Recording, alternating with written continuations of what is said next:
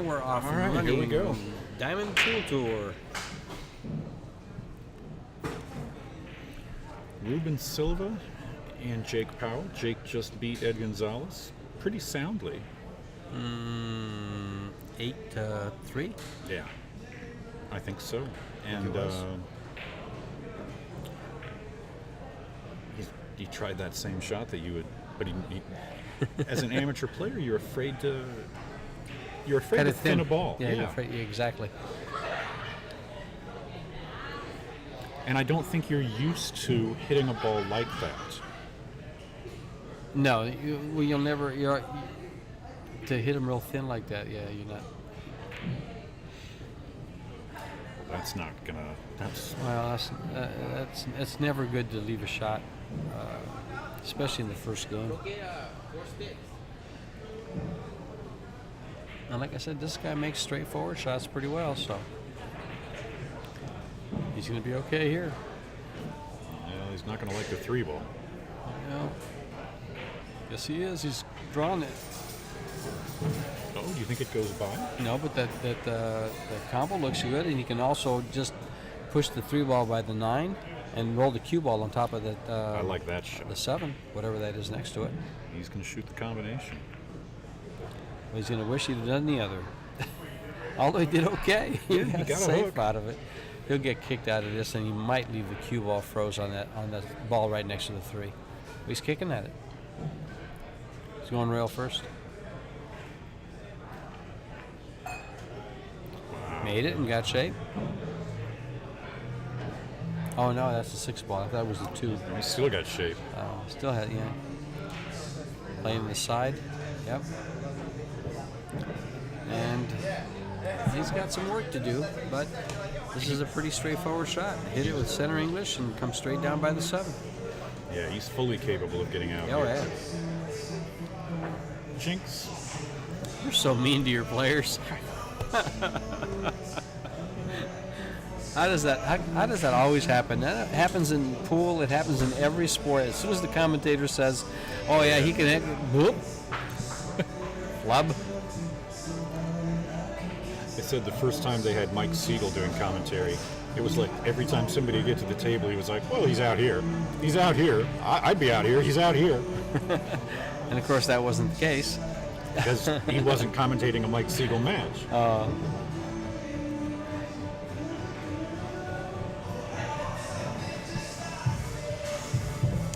You going for the home run and banking the 7? I think he will. I don't see much of a safety here. Although no, I do actually. You just hit it thin right by the 9 and and leave distance, just like this.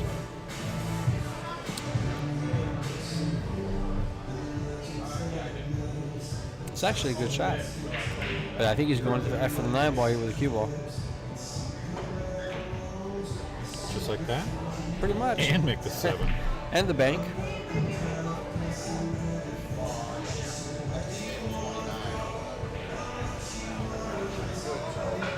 And game number 1 goes to Mr. Silva.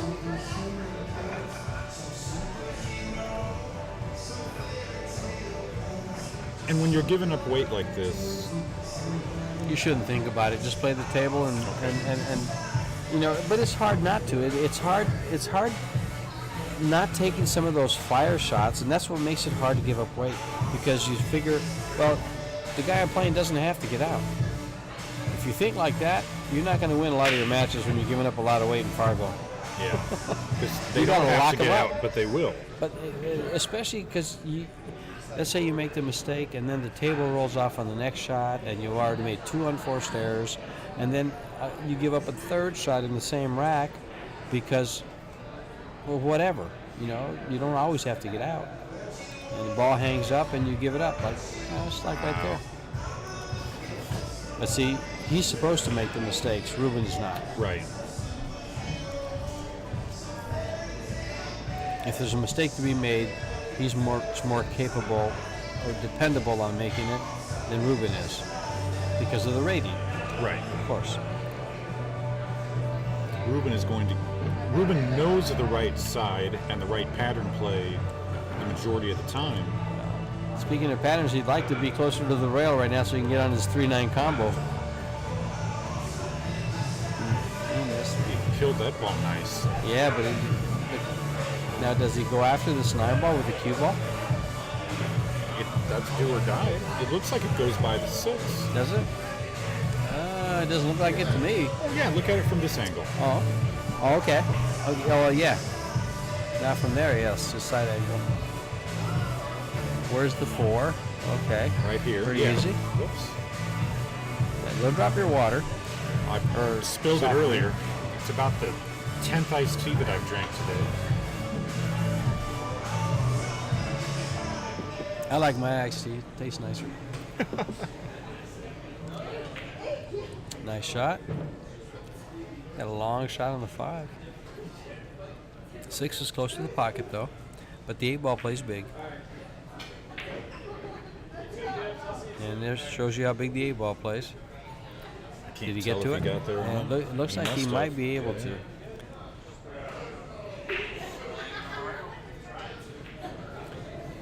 Yeah, it didn't play big enough.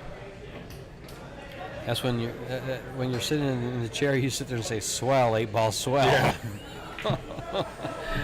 And draw straight down by the side pocket. Well, he's got it. He's good. He's good. You just go to the side rail and come down for the 9. Come over for the 9.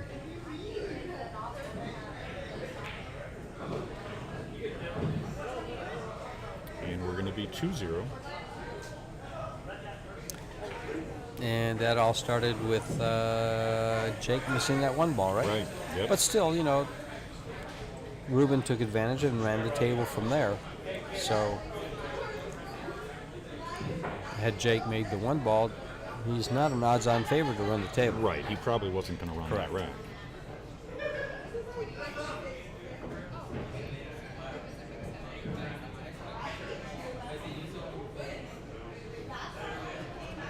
I wonder how many people are watching the Diamond Pool Tour from Las Vegas right about now. Well, hopefully a lot of them were watching the girls play, but they are done. Oh, yeah, it's true. Karen won. How did Vivian do in that? She's coming out here and playing some of the players. Yeah. She'll come out for action. She played Tim Daniel. Yeah, I remember I saw that on Facebook that he was looking for action with Tim Daniel and was in Phoenix, I guess, and would have played different players or all comers. I'm not sure if he was taking up. Did he give her weight or did they play even? I thought they played even. She took 3rd because she played for the hot seat and lost to Karen. Uh-huh.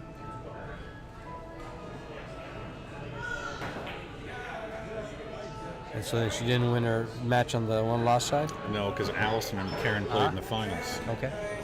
Well, I mean, she lost to one of the best women players in the world. Oh, sure. Alice and Karen Yeah. are the top 2, probably. Karen's under heat all the time. Yep. Karen has to be under heat all the time. She's one of those players that If she's not under heat, she doesn't pay attention.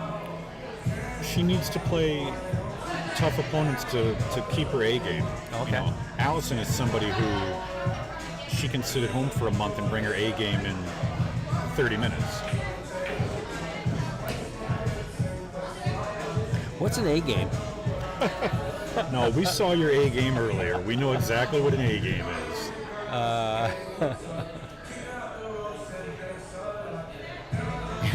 Mine's kind of flashy. It lasts for like about 1 rack or 2, and then I regress, and then I come back to it, and I regress, back and forth. I'll never forget, I used to maintain Allison's website, and when she won the straight pool championship 15 years ago, I asked her, "You're a 9-ball player, so how long did you have to work on a straight pool game before going to this tournament to be able to play it well enough to win?" And she said, I hit balls around on my table for about 15 minutes before I got on the plane. Look at this 9-ball he just fired in. He banked a 7 and right into the 9 and made the 9. He had a little sheepish look on his face. Well, it's a little kind of shot that makes you a little sheepish. You sit there and you go, "Oops, guess what I just got? Lucky." Yeah. And Jake's sitting there saying, "Yeah, I need you to get lucky. You have to get lucky and be good." Hey, aren't you ahead 3-0 now? Yeah, he's almost worked the spot off. Yeah, pretty close.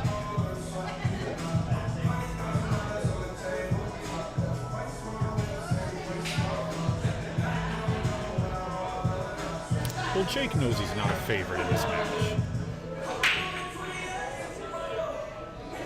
I didn't think he was a favorite in my match either, but guess what? He thought he was. Actually, he didn't at first. He picked up on it after about the third or fourth rack. You knew Bill Moore. Bill Moore.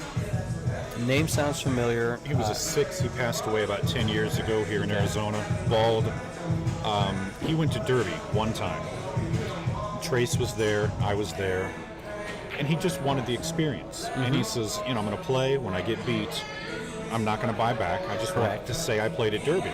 And we were, first round gets drawn, and we're like, Bill, who'd you draw? And he says, I'm playing this guy by the name of Mark Wilson. And we're like, oh, Bill, you are in deep trouble. Trace says, Bill, you've got no chance. Mark Wilson is this and this and this and this. Well, they get started playing, and I look at Trace, and Trace looks at me, and we're like, this is not the Mark Wilson we're thinking of.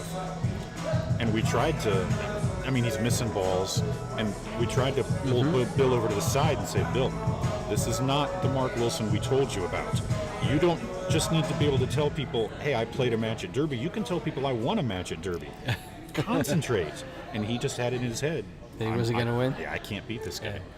Now, is it the Mark Wilson that heads up, that was heading up the Moscone Cup, or is it the different Mark Wilson who used to live in Phoenix? Might have been Mark Wilson who was in Phoenix. Okay, because there used to be a Mark Wilson who used to hang out at Tommy's. Oh, okay. He'd stake some of the players. I think he used to stake Larry Carter. Okay. That worked for Tommy. I remember he was staking him one time up in Reno. So, different Mark Wilsons. Yeah, common name. And he was, he'd be like about a 9-rated player, 8-rated player. Maybe. I don't even think this guy was, maybe the guy was an 8.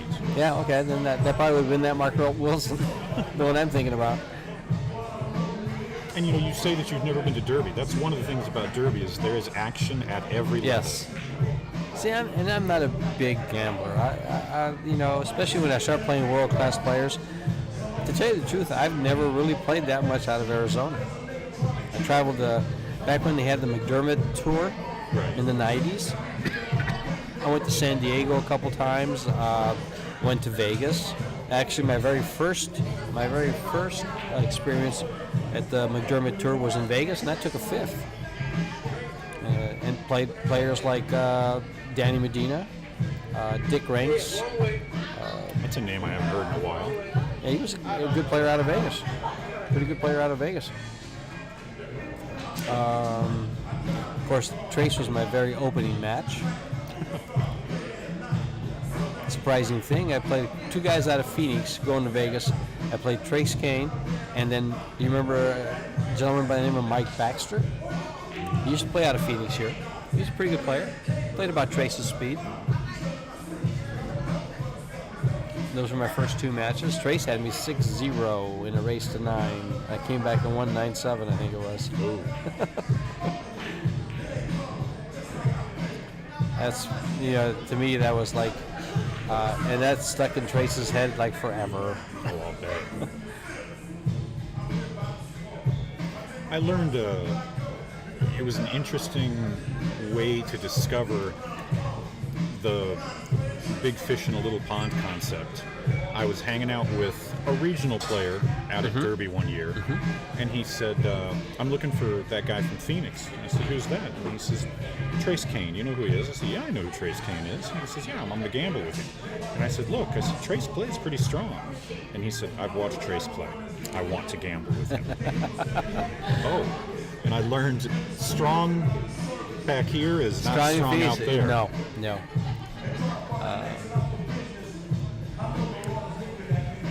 Yeah, and that's part of the reason I don't go to Derby. World beaters galore. One of the times I was there, Charlie Williams was trying to back Ga Young Kim in action against anybody he could find. And the other thing about Derby is they want to gamble for some money. I mean, stuff I'm not used to playing. I play 100 a set, maybe 200 a set occasionally. They want to play 100 a game. At least. So that's why I don't go to Derby. I'm not going to sit there and Play for 2,000 a set. Race to 7 for 2,000. No. One of the years I was there, Ralph was playing in the finals of the 9-ball on one corner of the room, and on the opposite corner of the room they had 40,000 stacked on a light, and they were gambling for that. Yeah, that's what I'm saying. And I realized that, and so why would I bother going to Derby? Yeah, I mean, To watch that action, maybe. Oh yeah, a lot of people love to watch it. You sleep during the day out there. Yeah.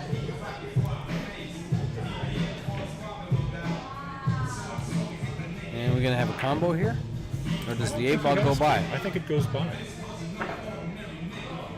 We'll soon know.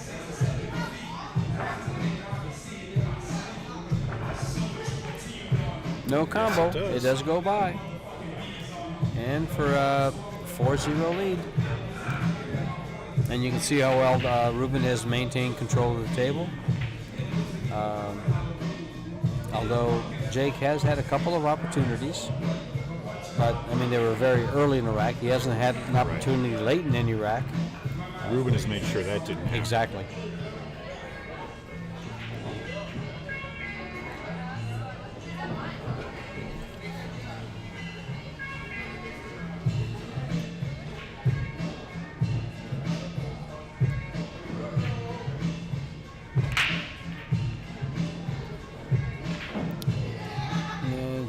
Ball on the break, yes. Yep, kind of an ugly rack. 4 8-balls on the table. Yeah, if he gets on, is that the deuce down on the bottom here? Yeah, he hung up the 1. Got on the deuce real nice. You know, if I'm going to miss a ball, the 1 ball's the ball I want to miss. Right. Playing this young man. And see if Jake can get his cue ball back here for this.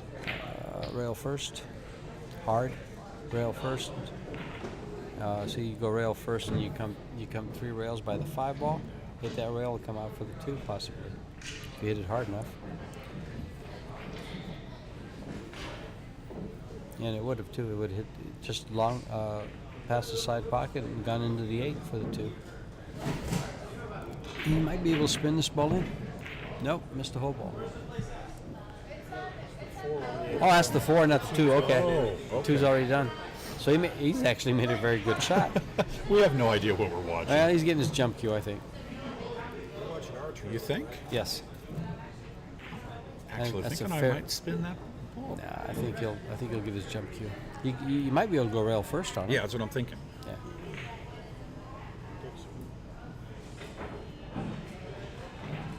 And he did go rail first.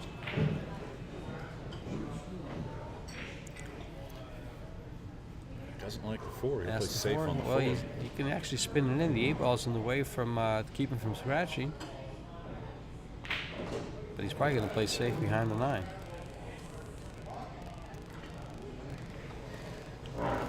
He tried. This might be the latest in a rack that Jake has had a shot so far. Yeah. 4-ball. And Yeah. no shot on the 5, though, even if he makes this.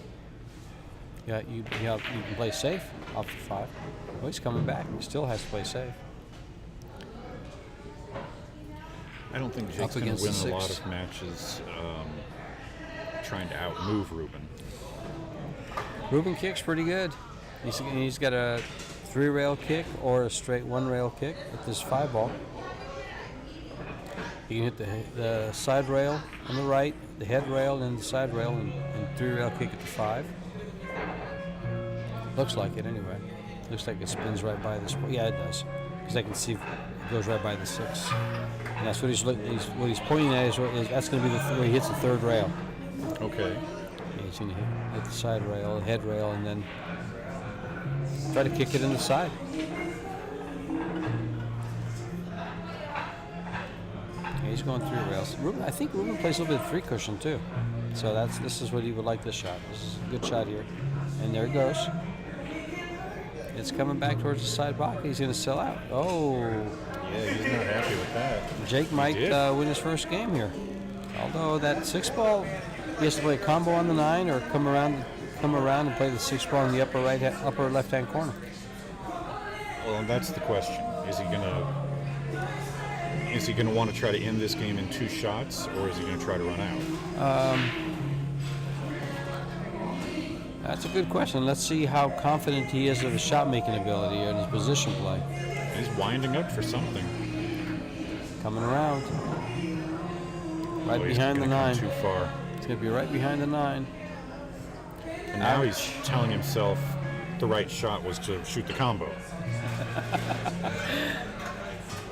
Well, you know, the good thing is he went for the out, and that's tight to get right behind the 9. Yeah, I mean, a lot of You things could could have have come happened shorter. there. Yeah, there's a lot of things could have happened differently.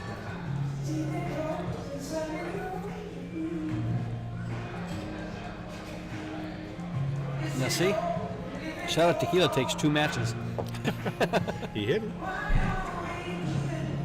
and got safe or left distance. Yeah, distance doesn't stop Ruben a whole lot.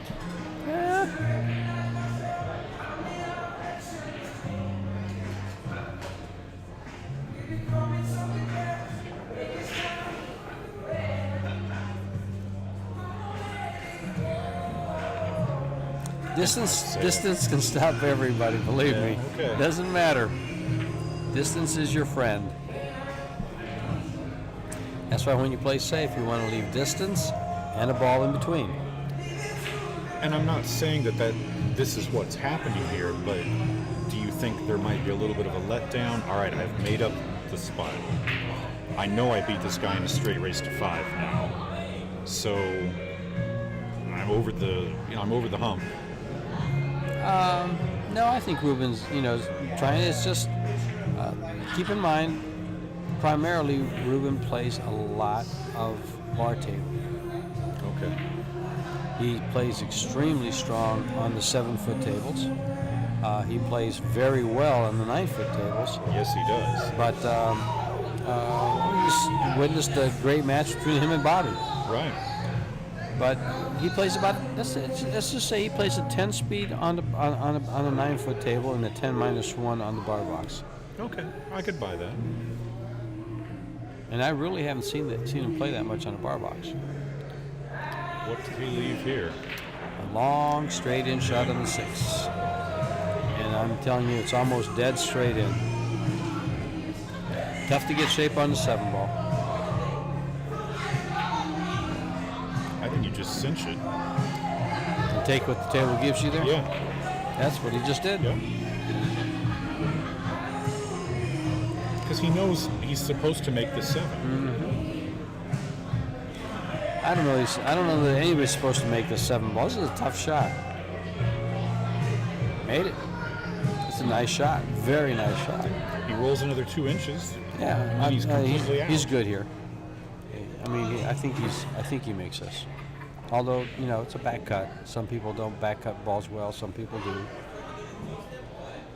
I can think of good players that don't like this shot. He liked it. Yeah, he likes those shots.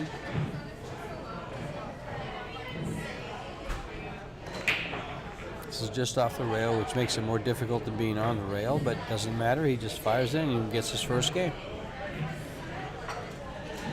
All of a sudden, he needs 4 and his opponent needs 5.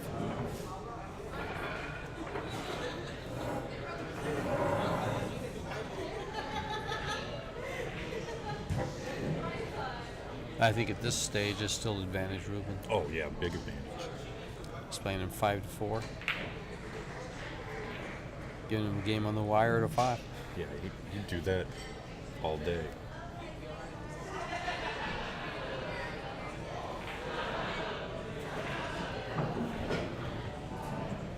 Oh, boy. You gonna make it to a 1? I'm going to make it to the end of this match, and I'm going to go home. I'm going to leave you. You can fire me again. Yeah, well, you're on double secret probation already. Keep in mind, I still have an hour and 20-minute drive home. The highway's closed at 59th Avenue. I may have an hour. I'm not going that way. Home. I'm going the opposite way. Yeah. Nice break for Ruben.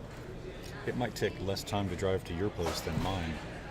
It takes me, from right here, no matter what I've done, how I go, it's an hour and 15 minutes. Whether it's car or motorcycle, it's an hour and 15 minutes. You live over by Clicks, don't you? No, I live right off of Cotero on the freeway. Oh, okay. So it's basically, I get off on Twin Peaks, which is the first exit, milepost 244. It's this. I think this place is exactly 97 miles away. 92. I clocked it one time on the speedometer, and I think it was 97 miles, or 92, 97 or 92. From doorstep to doorstep.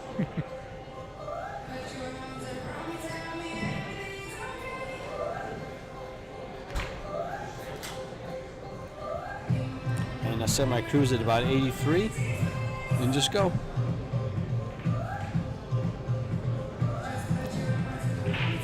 And I get passed a lot. At 83. Oh yeah. Yep. Meanwhile, Ruben will go 2 rails here for shape on the 8, I think. Or will he kill it and go? He might just go 1 rail and play the 8 ball on the side.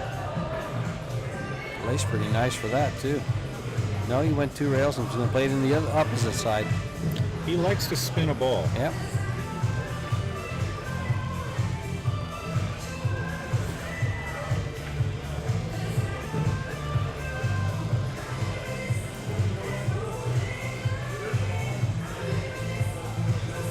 Took care of that. And game number 5. Mr. Silva over Jake Powell. Race to 4. Now loser here gets 3rd place, right? Yeah. So Jake, great showing. First, is this his first tournament? I think so, yeah. Yeah. He comes up with 3rd place. Pretty sweet. In the open division. You're welcome, Jake. Yeah. Because you know if you'd have beaten him, you'd have won this I'd thing. be playing. Well, no, I'd be playing Ruben. I would never say that. No, I can say that. Or you can, but you know, I just kind of chuckle and go, I'd be playing right now. I wouldn't be sitting here doing commentary, and you'd be mad at me.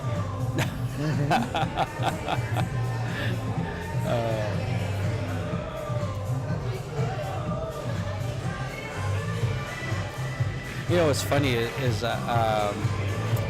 last year Ozzy asked me to do the commentary for the Bar Box Championships in December. Oh, okay. And when he asked, the day before he asked me, or like a couple hours before he asked me, I just made plans to go to San Francisco to see my daughter. I just booked the flight, so I said sorry, I can't. Otherwise, I would have done it.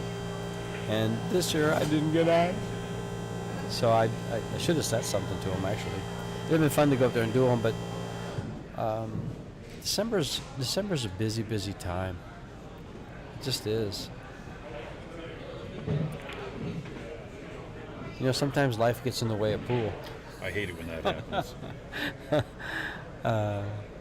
I had a nice dilemma coming up in January. Oh, yeah? I have an invite to go to China at the same time as Turning Stone. Oh, and you usually go to Turning Stone? Yeah. Yeah. And I'll go to Turning Stone instead.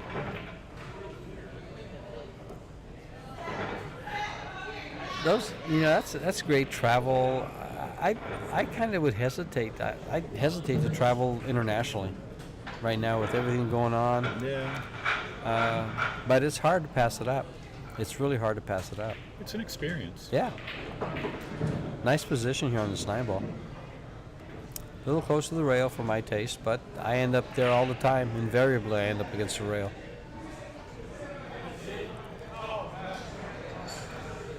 Ruben's having a good time talking about something. Oh, Chris Adams.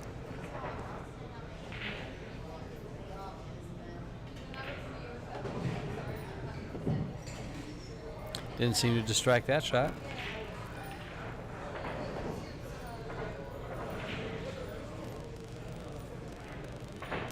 And we're 3 games away from another rematch between Bobby Emmons and Ruben Silva. Ruben will have to beat him twice. I tell Big you one rematch. thing, it'll be fast. It didn't take long the first time, did it? No. But it went hill, so that's Yeah. still 17 games. And they both play at a good clip. I'm betting if you leave when that match starts, it'll be over before you get home. That's a safe bet. I don't know. Not if he wins the first set. Well, I'm If I get home, I'm not going to put it on, so I'm going to bed. If we made the bet, you'd call me from Eloy and say, "All right, I'm home." I would never do that.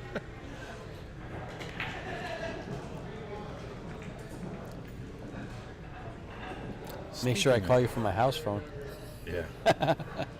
not my cell phone.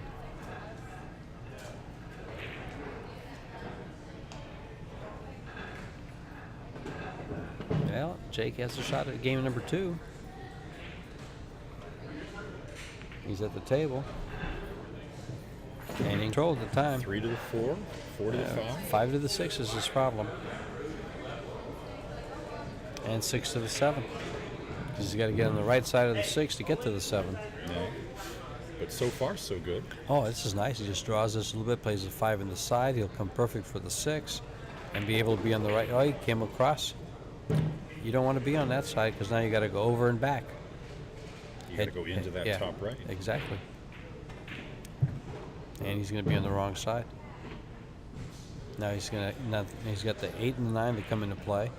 And how's he get back up to the 7? Draws it off the 8. Yeah. You got to So hit if the you 8 can draw. with that right low and hit the 8 and hit the rail and come up. He tried to go around. 4-railer. Almost. Did he get safe? Looks like it. Looks like he might have, just from his Yeah. facial Yep. expression. Looks like the 8 ball's in the way, or 7 balls, 8 balls in the way. Whatever ball it is next to the 9.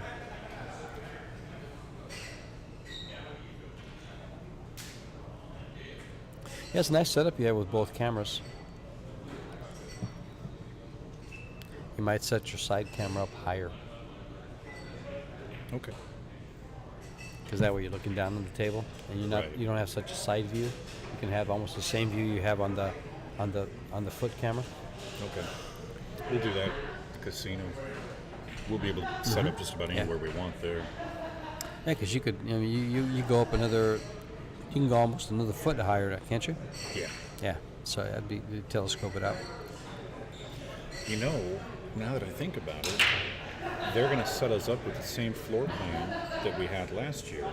We may want to get a copy of that and think about where we're going to put cameras. There you go.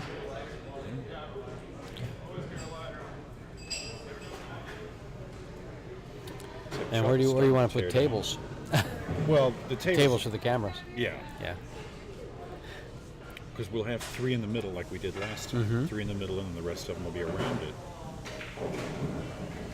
But if we're going to want to stream different angles, You know what might not be a bad idea is to have have like a pit table, make a pit around it. yeah. They'll set that up in a heartbeat, just with tables. But we've got to. I'm going to make a note about it. Something else I need to do.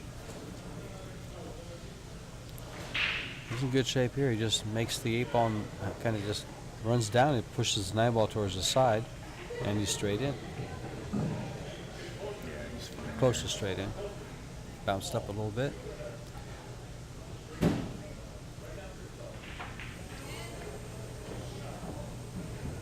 Wants to spin this away from the side pocket. Kind of like that. And he's on game 7. He is 6. up 7-1. 7-1. 2 from a rematch with Bobby Emmons.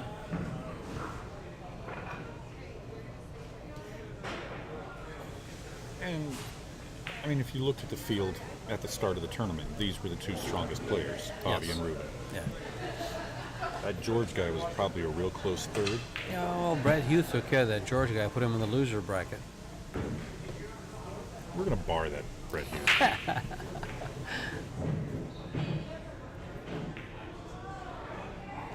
That's brutal. Break the 9 right to the jaws. And then missed it. And missed it, yeah. And he pushes the 3 balls next anyway. I was going to say he pushes the 4 ball away from a shot. But he's got to come back up, middle of the table. It just followed us. There he is. Okay. It's perfect. High English gets him over there. Now he's got to come back for the. This is the one he's got to draw. This is a good shot here.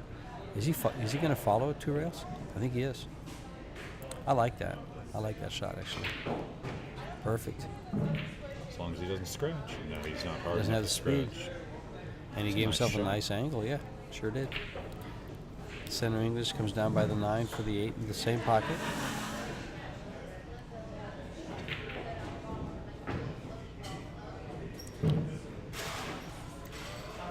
Helping, nice bounce there. helping bounce from the corner of the side pocket. Because you know Jake is saying, I hit that ball like that, I'm scratching. Not from that angle. It's tough to scratch from that angle. But I have scratched from that angle. I've Sure. seen people scratch from that angle. I've never made a ball from that angle, but I've scratched from that angle. And this puts him on the hill. Let's pocket the snide ball.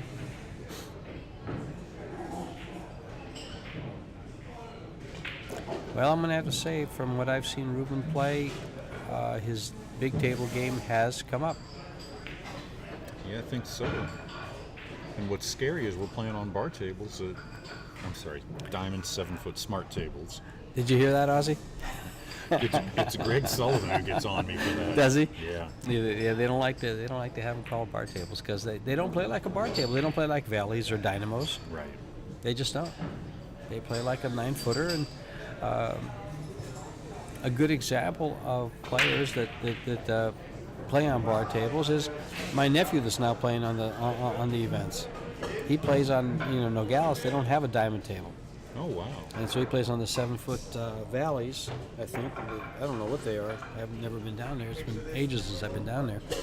And with those big old buckets for pockets, and he gets up here, and he doesn't like it as much as he likes it down there. That's a surprise. Just Yeah. leaning over that. I wonder if it was just because of the angle he was trying to get Well, on the 2. he's trying to give him another game so that his Fargo won't go out. Yeah, that's what he was doing. And meanwhile, Jake says, really? You're going to give me this? Watch this. I'll play you safe. But he's giving a decent kick shot here. Yeah. There's not much promise of anything good happening. And it's going to be hard to get safe after it. But if he kicks us with a little bit of pace, he might be able to get the cue ball out of that corner. Oh, he went all the way around that ball? That's hard to do. To do. You get 5 shots to do that again. How do you miss the ball? Yeah, there's no room. I wish I could try to 3-5 him. He might. And here comes number 2. One rail kicks are tough. And he hits it. And he's going to get behind the 8. Yeah, he is. Look at this. Chin.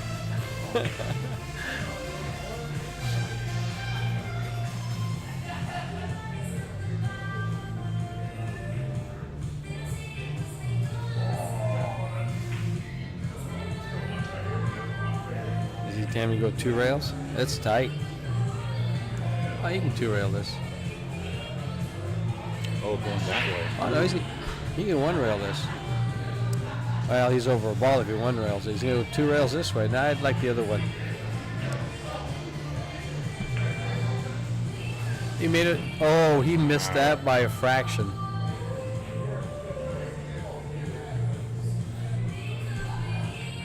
Ball? By a fraction. 5 ball by the 9 is going to be tough. Well, the 4 ball is right next to the 5, so that he'll be able to take care of what he has to get on the 5. Either break it in the open or, and plus the 3 balls down here, then you can come up to the 5 and open it up. And that's what he's going to do right now. He's going to come right into the 9-4 or 9-5.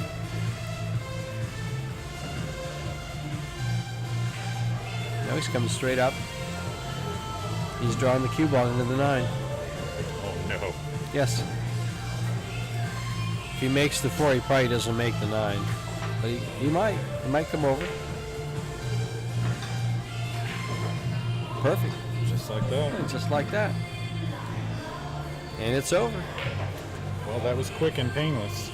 Bobby's putting his gear together, and here we go. I guess I'll leave you guys with Mr. Howerton here. And, Oh, boy. I'll drive home while you guys